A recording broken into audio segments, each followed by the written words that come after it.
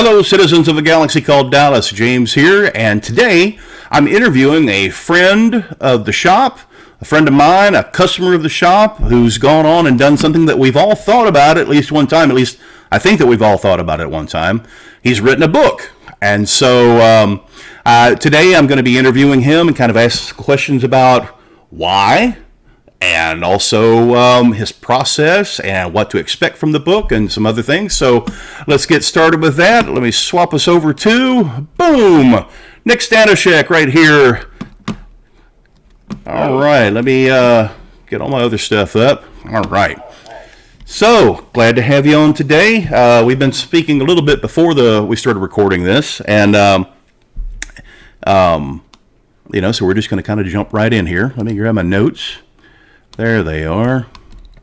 All right, first of all, I used to work for Borders Books, and I ran the events for the particular store that we were at. And in pulling in authors into the store, I always asked them for their elevator pitch, but I'd seen this one thing where it said every good author should be able to narrow their story down to one sentence.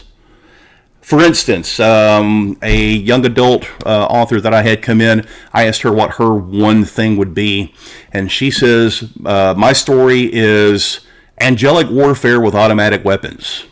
And I was sold. And we had a great signing, and we had lots of people in for it. So if you have a sentence that would describe your book, give me that. If not, give me the little elevator pitch. And the elevator takes about 20 to 30 seconds to ride up or down. Just kind of give me an idea of what the book is about. Okay.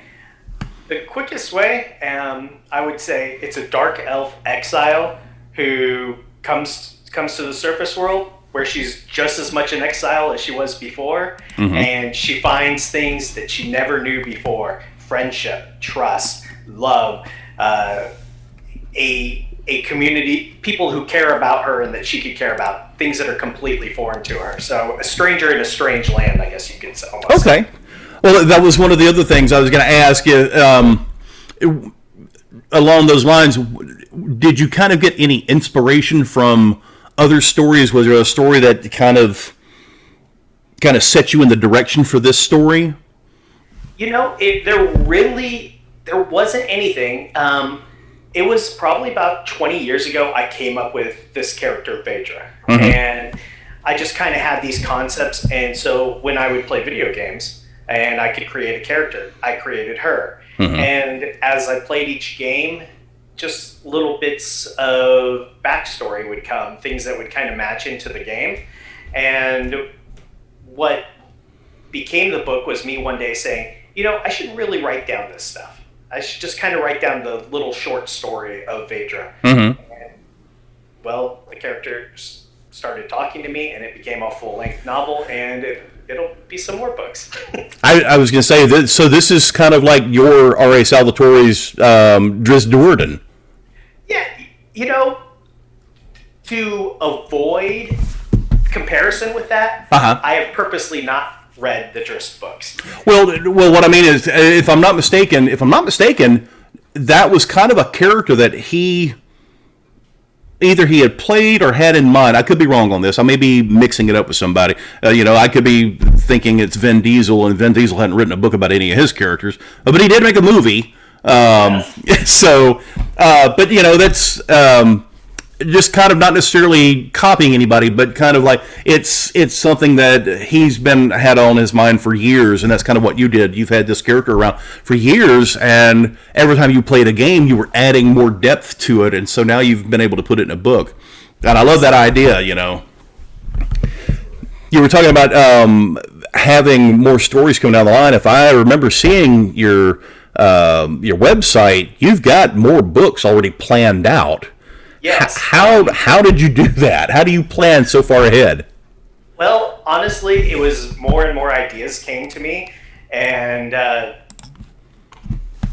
I started writing parts of them after this was done.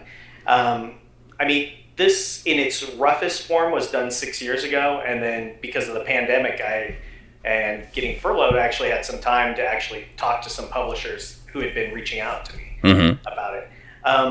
And so I just kept kind of writing an outline, and then I started writing those sections more. So I ended up with some stories that were like a little bit further down the line, and then I had to come back and say, okay, well, I need some stories in between this because this can't be the next story. Right. But so like the fourth and fifth book are more than halfway done. I'm about 70 pages away from finishing the second, and I have nothing of the third book. I have the concept, but I have nothing written for it. You know. Well, you've gotten a lot further than a lot of people out there. So growing up, well, let's start with the big question. Growing up, what was the go-to book for you? What was your favorite? You know what? It would have been the Dungeons and Dragons Choose Your Own Adventure books. Yeah. That was it. I loved Choose Your Own Adventures, and I was a big D&D player. My best friend was our DM, and so we played Dungeons and Dragons all the time. And so when it was reading, that's what I went to, and then quite a few of the novels that Gary Gygax wrote as well during that time. I've actually got a stack of Choose Your Own Adventures around here somewhere. In one of the many boxes that I've got. But yeah, I was the same way. And even D&D modules, I would read them like they were books themselves. So, were those the kind of what kind of stories were you into? Intrigue and mystery, or were you after the plundering, adventuring type stories, or what kind were you really into? Yeah, it was really the action and the whole adventure that really tied me in at that point. And then, and while, as you know from my book, it's got that, but it's really the character development that I really enjoyed writing. And kind of like what I hinted to earlier, that wasn't even my initial idea. It was just kind of introduce the character, kind of spell it out. And when I started writing, the characters like almost spoke to me and said, well, no, this is what I would do next, and then this would happen. And characters that were intended just to be a plot device became major parts of the book. Gotcha. With that, with all of that, now you said you had this written 6 years ago, or had started it? 6 years ago, I actually wrote it all during a time when I was on disability, a workers' comp claim when I hurt myself at work. And so I had a lot of downtime. I'm like, well, let me write out this short story. And it just kept going and going. So overall, for the first book, how long was that block of writing time? I wrote that over probably about 3 or 4 months, I would say, is what the time was for writing all of that. And was that like 8-hour days, or just kind of fitting it in where you could, or? Fitting it in where I could. Yeah. And anymore now, whenever I sit down to write on a day, my goal is always just to write 10 pages. Right. Within a day. So creating your book, I mean, you've done really well at getting it out on all the platforms. In fact, first of all, we've gotten so far into this. For you folks that, if you can't see the screen there, the book is called Vhaidra. Vhaidra, is that right? Yep, Vhaidra. Yes. Vhaidra and the Destiny of Nikodemos. In fact, and it's available on pretty much every Amazon website in every country. It's on Barnes & Noble. You can actually go through bookshop.org/AGCD, which is my shop. Which is kind of like my shop's kind of like an affiliate link thing. You click on the link, and Ingram Publishing is the one that handles the distribution and everything, and they'll ship it to you, but I get a small portion of that. So help a brother out. But like I said, you've got it everywhere out there, which a lot of times most people, they might have it on the main Amazon page, but they don't think to go out, all these other platforms. So what was the hardest part about getting it published? The first part, of course, was deciding which publisher to go with. I had a couple different publishers that had different ideas they tossed to me, and in the end, the one that I felt seemed to be the most author friendly, where I would have all of my full rights. I would have the right to leave them at any time if I so chose to. And honestly, profit. Right. That was gaming. But of the process itself, honestly, I've heard people complain about editing. I love the editing. My editor made me such a better writer. Even with small suggestions, 99% of the time I agreed with him, and I'm like, "Oh, that's brilliant, thank you." And but what it came to is when we were doing the interior design, and I had to check every page and make sure that everything was within the margins, sign off on all of this, and make sure the fonts were all correct, and there wasn't dangling like one word onto it on one page, and that was the end of the chapter. That was the most painful thing to me. It was just almost excruciating.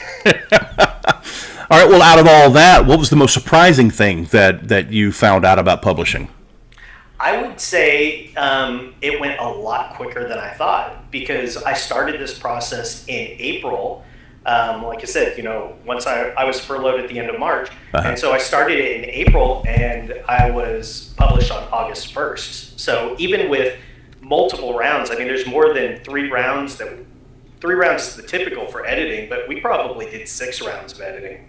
Just going back with, I had questions, and well, what do you think about if I do this instead? When they would have stuff, and it was still done by August 1st. I was really surprised to be able to be out by then, and then to be able to right. Everything.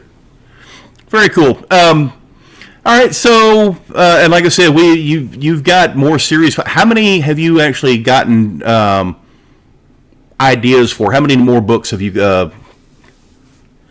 I actually have ideas for 15 books, and I know it seems like a lot, but like I've got the plot of what each one would be, and at the 15th, it ends the story. Like little things from every book finally come to an end at the end. You're like, oh, that was why that was there. Oh, okay. And so it really just ties the whole story together. And like what I was telling someone earlier today, the title of the book, you really learn what was that destiny of Nikodemos. You do learn it somewhat here in this book, but at the end, you'll go, oh, this was the destiny of them. Okay, I get it.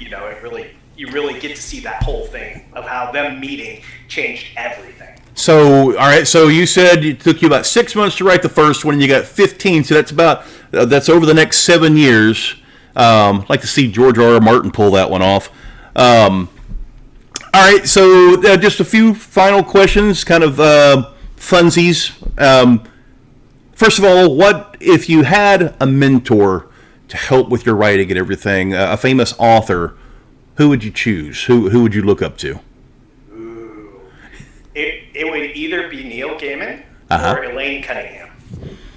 And Elaine Cunningham I've probably heard or have heard of. Refresh my memory on what she's written.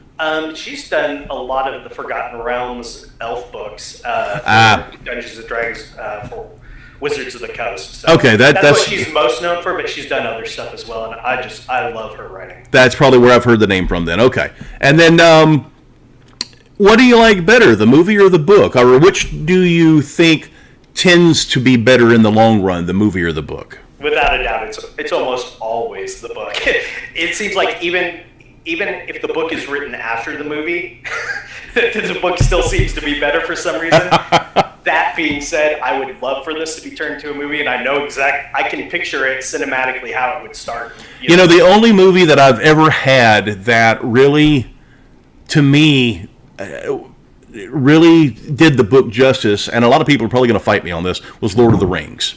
Because the first time I sat down and watched Fellowship of the Ring, it was like somebody had reached into my head and pulled out all the images and splattered it all over the screen. And so, to me, that was... But it's rare that I've read a book beforehand and then seen the movie and said, oh yeah, the movie's so much better.